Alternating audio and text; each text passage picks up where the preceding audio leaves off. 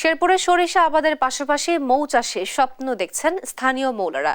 এ বিষয়ে বিস্তারিত জানাতে সরাসরি যুক্ত হচ্ছেন সহকর্মী মুজাহিদুল ইসলাম। মুজাহিদ, মৌ চাষ নিয়ে কি বলছেন মৌলারা, জানাবেন বিস্তারিত। জি, আপনাকে ধন্যবাদ জানাচ্ছি।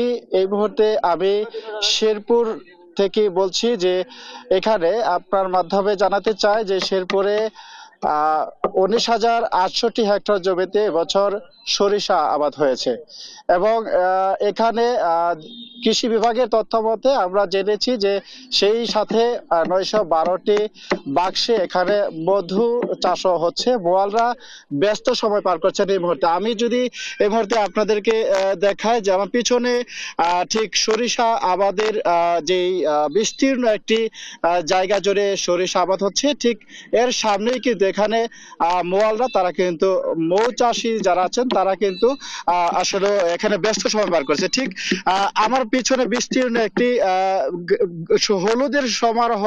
এখানে সরিষা আবাদীরা যারা সরিষা আবাদ করছেন তারা কিন্তু ইতিমধ্যে সরিষা ঘরে উঠাবেন এবং এবছর আবহাওয়া অনেকটা ভালো থাকার কারণে তারা আসলে ভালো ফলন পাচ্ছেন। এবং সেই সাথে এখানে আরেকটি বিষয় বলি যে যে সকল এখানে সরিষা চাষিরা আছেন তারা বলছেন যে এখানে গত কয়েক বছরের তুলনায় এবছর কিন্তু সরিষার আবাদ যেমন ভালো পাচ্ছেন, সেই সাথে ন্যায্য মূল্য পেলে তারা কিন্তু আরো আগ্রহ তাদের বাড়বে। সেই সাথে এখানে অনেক দূর দূরান্ত থেকে মোয়ালরা, অনেক মৌ চাষিরা তারা কিন্তু এই যে সরিষার আবাদ হচ্ছে সেই আবাদের নিকটস্থ জায়গায় কিন্তু তারা কিন্তু ইতিমধ্যে এখানে মোয়ালরা তারা কিন্তু মৌ চাষে ব্যস্ত সময় পার করছেন। আমরা একজন উদ্যোক্তার সাথে কথা বলবো এই মুহূর্তে। আপনার কাছে জানতে চাইবো যে আপনারা এখানে যে সরিষা আবাদ হচ্ছে সেই সরিষা আবাদের পাশাপাশি এখানে মৌ চাষও আমরা এখানে দেখতে পাচ্ছি।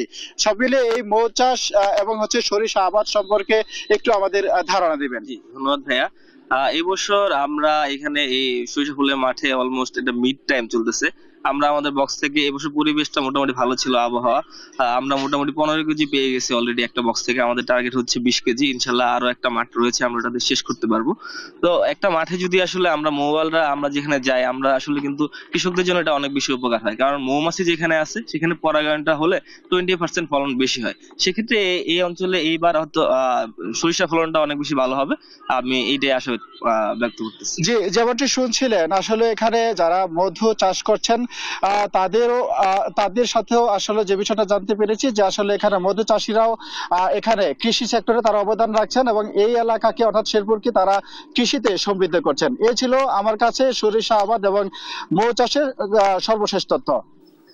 আপনাকে ধন্যবাদ। শেরপুর থেকে সরাসরি যুক্ত ছিলেন আমাদের সহকর্মী মুজাহিদুল ইসলাম।